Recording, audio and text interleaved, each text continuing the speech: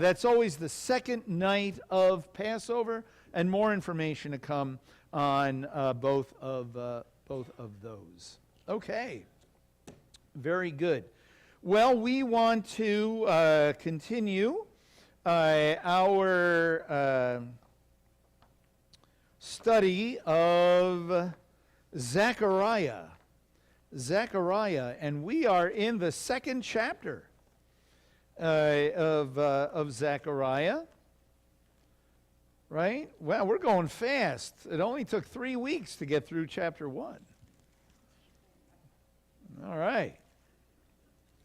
So in the beginning of Zechariah, we had this word of repentance, right? This call for the people who had returned.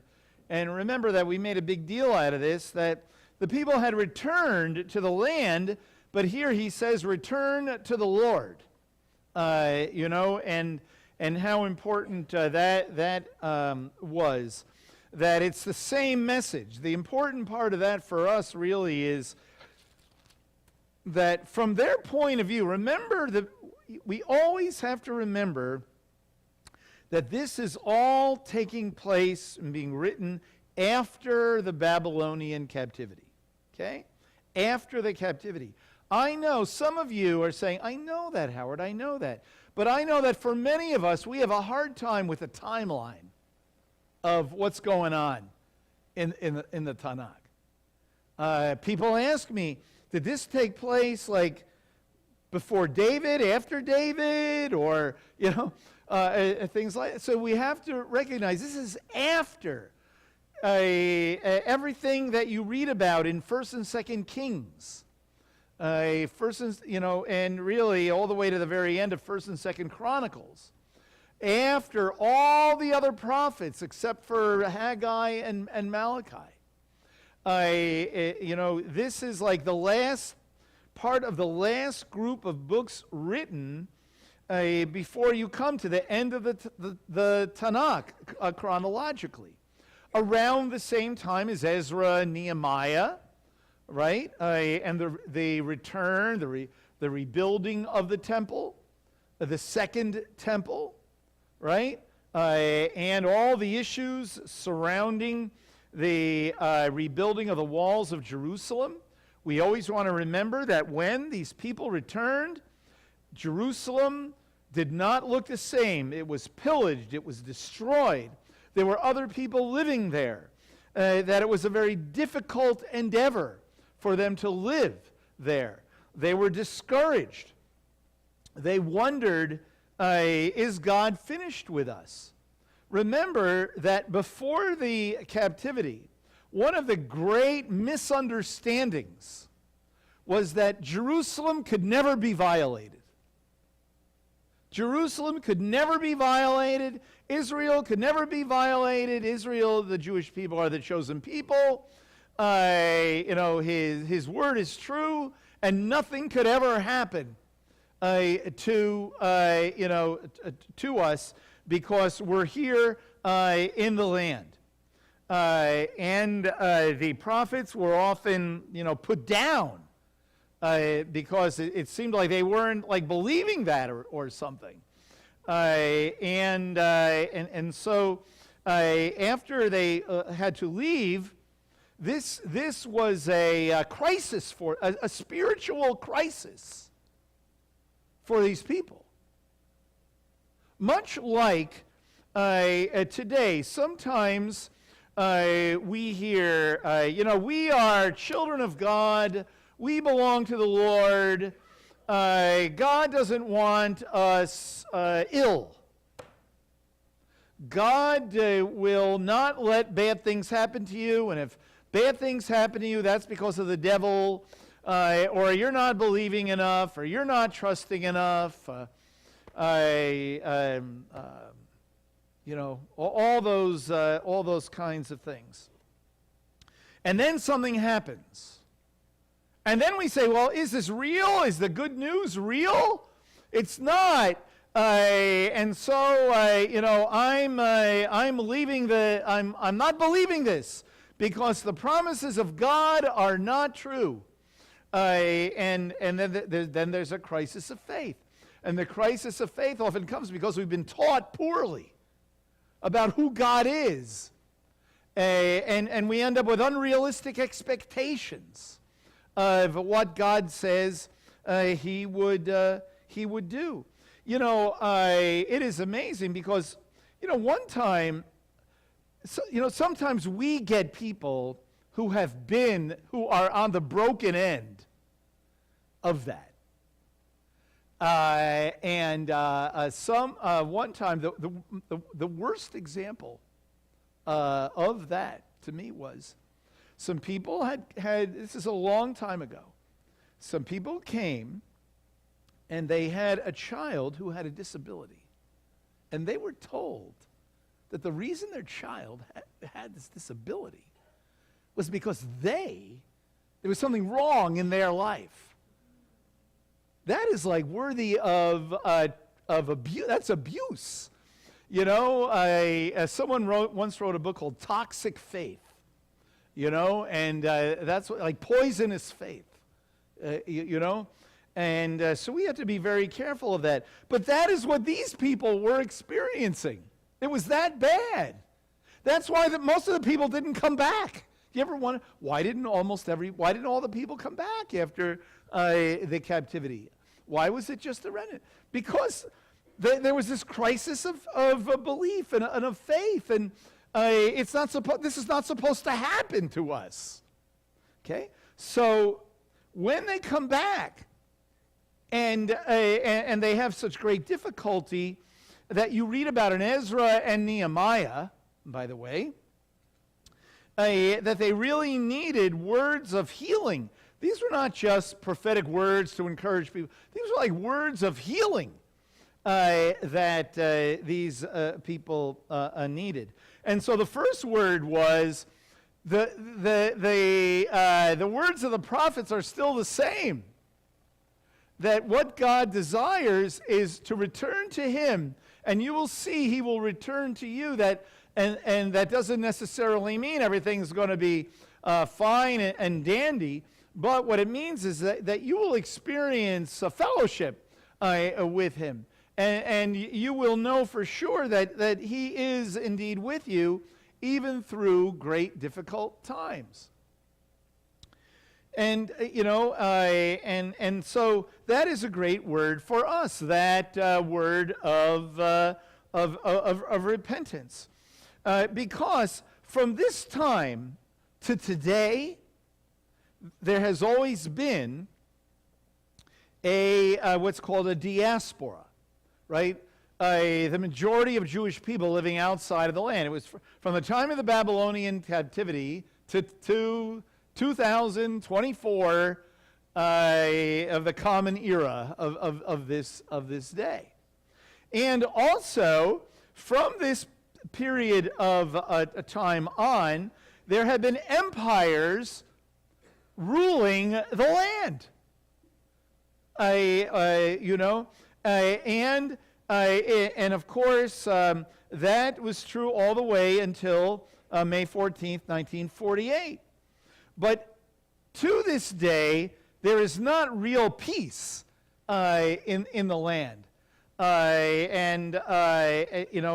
So we can relate to this. The needs of our people in 500 BCE are the same needs of our people in 2024 CE today, right? The word has not changed. And that's why Zechariah begins, God was angry with your fathers, right? And we talked about that, and about the fact that, you know, with the coming of the Messiah, we do not have to repeat the same sins of the past, whether we're talking about Israel or our own families. That is really good news.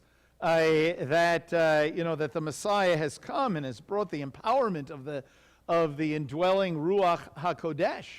Okay? And then, of course, then in chapter 1, you have the first vision.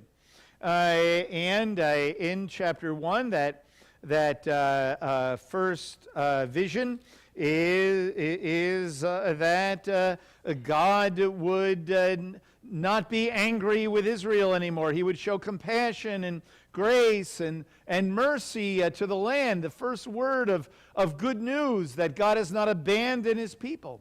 Then the second vision, which is a few verses at the very end of chapter 1, is that God is going to judge the powerful empires that come against the people. And we mentioned last week that here, as well as in Daniel and in other places, when you read about like the four great empires, we're not reading simply a world history book here. That those four great world empires represent all world empires. And oftentimes when you read, for example, four corners of the earth, it doesn't just refer to four spots in the earth, but everywhere. So like four great world empires, empires everywhere, all world empires, culminating in God's empire, defeating world empires. And of course, we know that there is an invisible world empire that has been defeated, but still wreaks havoc in this world, that ultimately will will be completely defeated. And so here we read this. We read here at the end of chapter 1 that God is going to judge these empires. So all through these visions, and we're going to see it here in chapter 2 also, in these visions, kind of like apocalyptic, eschatological, end-time visions, that they encourage the people living in their day, and they do speak to the people living in their day, but just like you and I, we know from reading the scriptures that we are looking forward to another day. We're looking forward to a consummation that isn't here yet. But we talk about it all the time so that we'd be encouraged today to stick with the program, right? No different than in that day. So when Zechariah is talking about, judgment of the nations and God showing his grace and mercy to the people, here now they know that God is not through with us, and that motivates us then to continue the work of rebuilding the temple and the walls of Jerusalem and so on. So in the continuum of world history and God's history, yes, we have moved forward in that we are living in the beginning of the Messianic era, but we're not all the way there. We still are in this world with our feet on the ground. The difference is that now, with the indwelling of the Ruach HaKodesh, we live in two places, right? We live in the heavenlies, but we still live here. We, in that sense, have an advantage over our ancestors. But yet, we still are here. That's why when we look at what's going on in Israel and the Middle East and so on, we need the same kind of words of encouragement as our ancestors did. And so now in chapter 2, we read now about another vision. Then I looked up, then I lifted my eyes and looked, and behold, there was a man with a measuring line in his hand. So we read about measuring lines in a few different places in the Bible. We read about a measuring line, very interestingly, in Amos, but that has to do with measuring, quantifying the sins of the people, right? But not all measuring lines are the same. I am not a builder. or anything like it, right? I have virtually given up on that part of life, because I know that at some point I will have to call someone else anyway. I might as well do it now, right? As someone once said to me, and as I love to say about myself, my tools are a checkbook and pen. I do a little bit. I can do light bulbs. You know what I mean? And sometimes I can tell you I have done some things, but some of those things were good and some of those things were not so good. But anyway, I know that one thing that, boy, if anybody comes in there fixing something or doing, they got one of those giant, what are they? Yeah, what are those called? Tape measure, right? And some of them, like those real bulky ones, right? And they're, and they're holding it up, they're going down, they're going sideways, and they get it exact. I do it, it's like, well, it's somewhere between 1 and 2 feet. I don't know, So here we see this measuring line. And here it's about measuring for building purposes. And interestingly, you read about a measuring line in Ezekiel chapter 40. And you read about a measuring line in the book of Revelation in the 11th chapter. And it's really very interesting because it's all talking about measuring an immeasurable thing. And that is either the temple or Jerusalem, or perhaps one in the same. And so here in Zechariah, we read there's a man with a measuring line in his hand. So I said, "Where are you going?" And he said to me, "To measure Jerusalem, to see how wide it is and how long it is." This, of course, has to do with rebuilding the city, right? But then we read, "And behold, the angel who was speaking with me was going out, and another angel was coming out to meet him." And the thing about these angels, it is not necessary to get confounded about exactly who's who, but to realize that there is this whole invisible realm that is involved in what we see physically going on in the world. Okay? And he says, "Run, speak to that young man," that was Zechariah, saying, "Jerusalem will be inhabited without walls because of the multitude of men and cattle within it.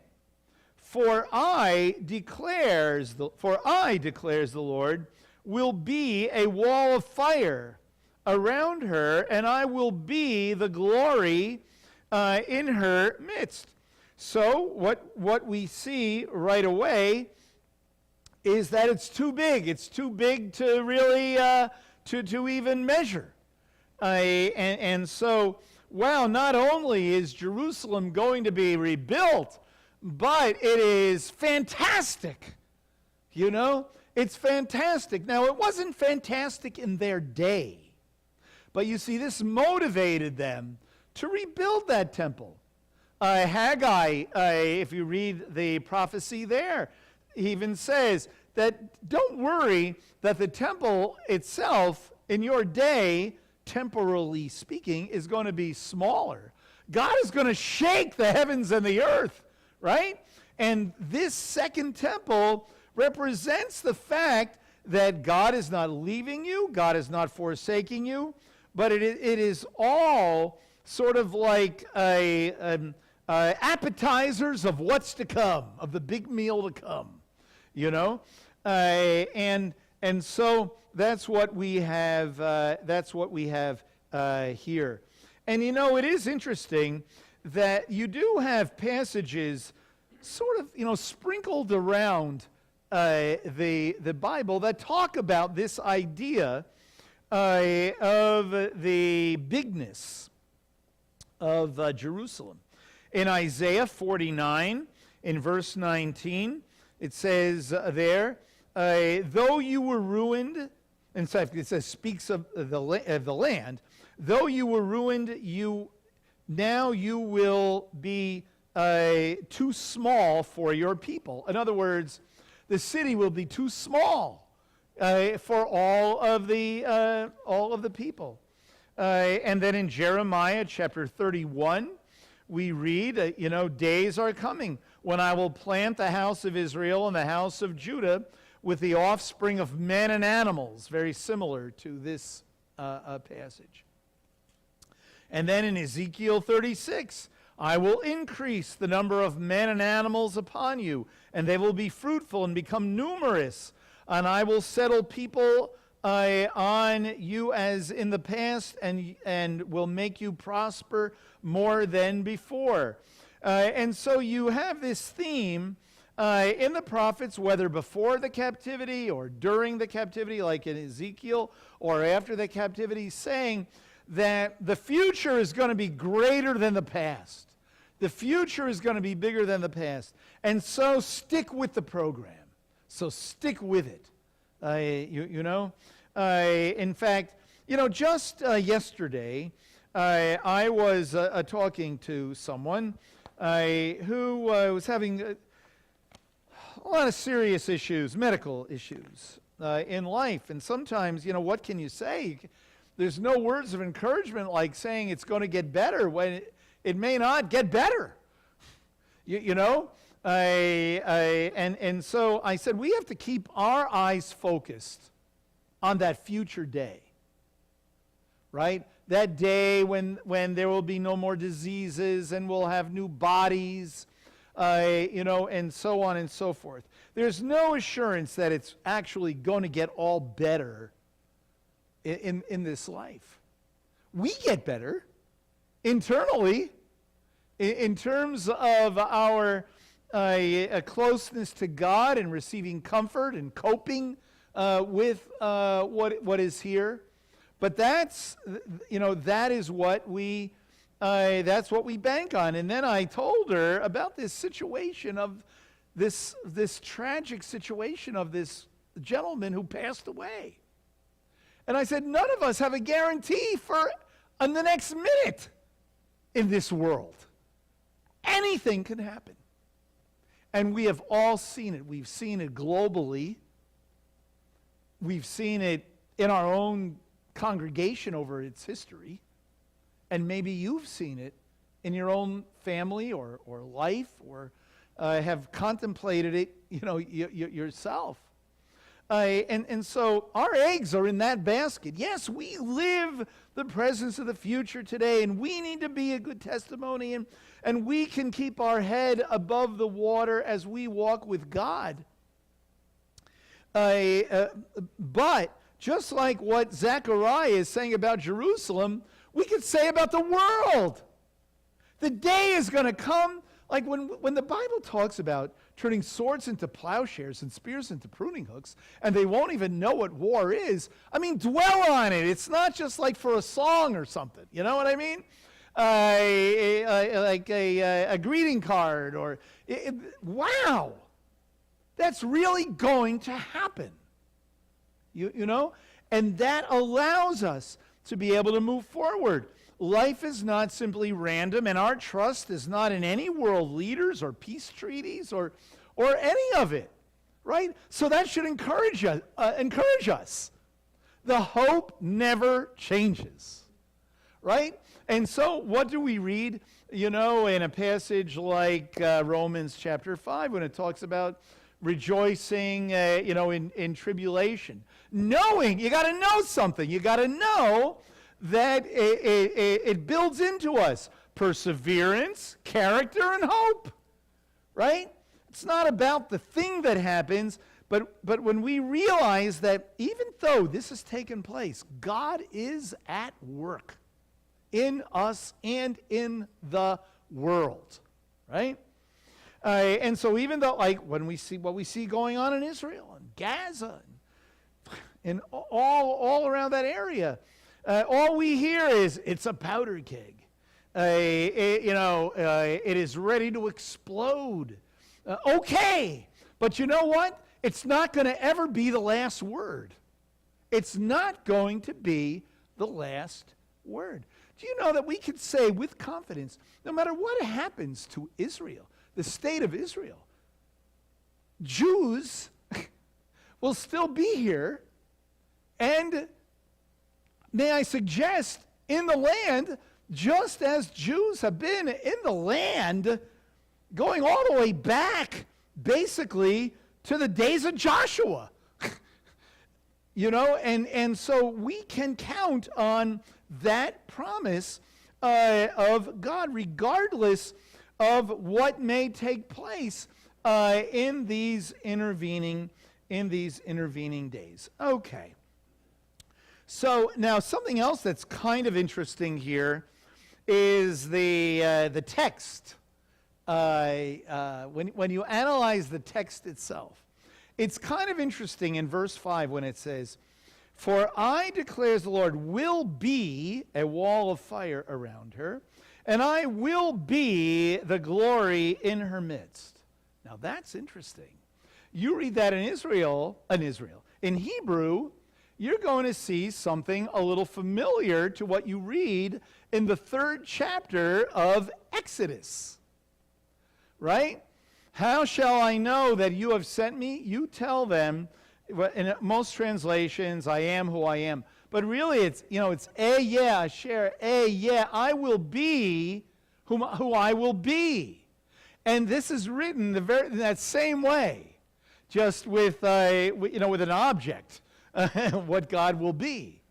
And interesting that you have fire and you have glory, both very reminiscent of the Exodus, even of the burning bush, but of the Exodus. And so in the context of all of this, perhaps what Zechariah is saying, it's like the Exodus, coming out of bondage and coming to the land. God is still the same God as he was then, he is now. And just like Moses told the people about, God's word is true, his promise is true, so it's still true. And he will be a wall of fire. He will be the glory in her midst. And that is indeed the great promise. Fire often in the Bible speaks of a variety of things, but oftentimes of the presence of God and the power of God. And so one day there will be Jerusalem without walls, right? There was a big issue about building walls, right? But the day is going to come when it's not going to be walls, it's going to be fire around it, the protection of God.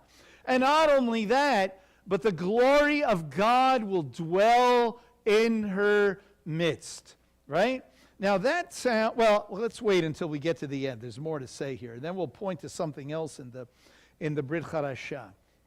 So what a great promise. Now, beginning in verse 6 to the end of the chapter, it's kind of like explaining this, But this is this great vision that Zechariah has that encourages the people. So I'll just pause here and say, may we be encouraged, no matter what situation we are in whatever realm our concern or anxiety or worry is, there is a day coming when it will be all healed and be all different. And we need to realize that is a true word and not just something irrelevant, right? Otherwise, we're doing exactly what our people did when they viewed the way they related to the prophets. What difference does it make that you're telling us all that? Right now, our life is difficult. Well, the prophets were honest, and that their motivation was, you can walk through this difficulty in the presence of God because of the days that are coming. So then we read, "Ho there, flee from the land of the north, declares the Lord. For I dispersed you as the four winds of the heavens, declares the Lord. Ho, Zion, escape, you who are living with the daughters of Babylon." Now, I would suggest that he's speaking about his day. He is actually saying, come back to the land. Why are you living, in Mesopotamia? Come back to the land. We can return now. But he is also saying that there will be this day from the four corners of the earth of all returning. And so the encouragement to the people that were there would be, you're the tip of the spear. You are the beginning of this work of return. And don't we say that about ourselves sometimes as the remnant of Israel and of the nations? That the day is going to come, when Israel will believe. But we today are like the tip of the sword. God has called us in this world, to be the beginning and to demonstrate that life and to share this good news of the future with present ramifications in our own lives with people in this world. And we certainly are living in a time where there is great hopelessness. And people need to hear that message of the future, but be able to see in our lives how that message of the future is making a difference in our whole demeanor, in the way we conduct ourselves, Okay, so he's talking here about, the land of the north, Babylon, right? And then, thus says the Lord of hosts, after glory he has sent me against the nations which plunder you. For he who touches you touches the apple of his eye. Okay, so now in verse 8, when it says, after glory he has sent me against the nations. This is one of those passages that you ask 10 different Bible scholars what that means. You may get 12 to 15 answers. Okay? And so I was reading in one commentary, and this is what they'll often do. They'll, page after page, well, someone says this, and someone says this, and someone says this, and someone says this, but here's the right answer, right? So I was reading one, it was really very good. And he says, someone says this, and he gets to the end and he says, the best thing for us to do is just let it sit there and just struggle with it. Thank you, right? But it is interesting. In one Jewish commentary, rabbinic commentary, that gives commentary from the rabbinic literature and midrash and so on, it said that it could be akin to something like, for the sake of your glory, for your glory's purposes. But the point of it is, actually, there's one rather interesting understanding of this one. It's after glory he has sent me against the nations.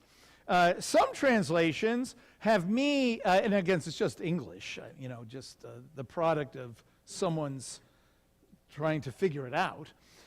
Capitalize me, right? Capitalize me. And when you go all the way to the end, there is some rationale for that, because it's going to say that God is going to dwell in the midst of the people. And so there are those who would say it's referring to Yeshua, just like we might read in certain passages in Isaiah. Here, the Lord has sent me and his Spirit, right? Sometimes we see that. That's in a passage in Isaiah. And so whatever exactly after glory means, and perhaps he's talking about himself, the prophet. That's also a possibility. That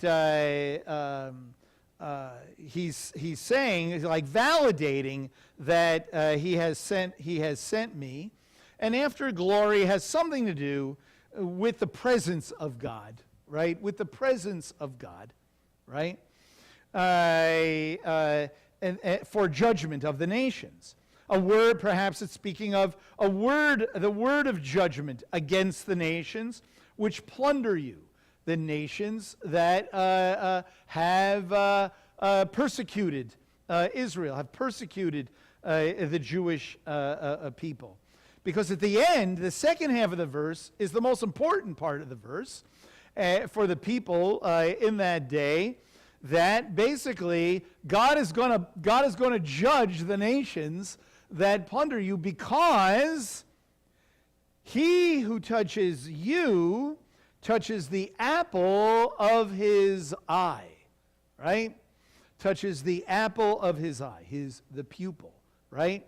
And that, of course, if you go back to Deuteronomy chapter 32, in verse 10, it says, he is speaking of God's love for the Jewish people, for Israel. He found him in a desert and in the howling waste of a wilderness. He encircled him. He cared for him. He guarded him as the pupil of his eye. And so here we see Israel is as he who touches you touches the pupil of his eye. So clearly a very intimate kind of thing. So in plain English, that if you're persecuting the Jews, you are hurting God. You're like poking him in the eye. It hurts him. And so don't get the idea that you can come against these people without any ramifications happening to you. That you touch them, you touch God. You persecute them, you're coming against God. And this was the message for these people. This is the message for today. The promise is still true. Now these people, going back to Deuteronomy, when Moses is saying this to the people, or in the days of Zechariah, you do not have here all stellar examples of great spirituality. It has to do with the particular calling of Israel. The particular calling of Israel. Whether people recognize it or not, it is indeed true. So the passage goes on to say, "For behold, I will wave my hand over them, so that they will be plunder for their slaves. Then you will know that the Lord of hosts has sent me." This is interesting. Read it carefully. This is also like Egypt. This is also like Egypt, right? How when the Israelites were leaving Egypt, they took goods from the Egyptians, right? Plundered those who had plundered them, right? And so when he says at the end, "Then you will know that the Lord of hosts has sent me," very interestingly, in the translation I am using, the "me" here is capitalized, while the other one was not. And so perhaps all the way through this, it is that, you will know that these words are the words of God and that they're true when you see these things come to pass. Or it is saying that, God, that I am going to intercede, and I am going to be, with you when you see this. Then you will know that the Lord of hosts has sent me. And because when you go on, it says, sing for joy and be glad, O daughter of Zion, for behold, I am coming and I will dwell in your midst. declares the Lord. And many nations will join themselves to the Lord in that day and will become my people. Then I will dwell in your midst, and you will know that the Lord of hosts has sent me to you. I mean, this is really accentuated, this issue of he sent me, he sent me, he sent me. You see it like in 4 places here, right?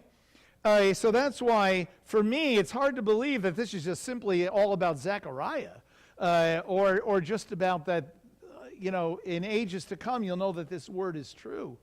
But that I am coming into your midst. And you can know that, and that should encourage you that I have not left you nor forsaken you. And then it says, and the Lord will possess Judah as his portion in the Holy Land, and will again choose Jerusalem. Be silent, all flesh, before the Lord, for he is roused from his holy habitation. So really, this whole second part of the chapter is describing what it's going to be like when that Jerusalem will be inhabited without walls, and that the Lord will be a wall of fire, and his glory will be in her midst. What does that mean? It means that the people will return, and it will mean that I will be with you, and I will judge your enemies, and that I hurt when you are hurting. Kind of another thing that we read in Isaiah. And and that the tables will be turned. There'll be a reversal of fortunes. You will plunder those who have plundered you. I will use you to judge the nations. And you have all these kinds of things in lots of the prophets. And I am coming, and I will dwell in your midst. I would suggest that I have no problem with seeing that the coming of the Messiah, when we talk about the coming of Yeshua, it really isn't the best terminology to say first coming and second coming. Because you get the idea that he came, he left, right? And I know, the Ruach is here now, but he's not here. And then he's going to come again. I would suggest the Messiah has come, and he appeared in this world, and he's going to appear again physically in this world, but he continues to be here, and the coming of the Messiah continues to be rolled out.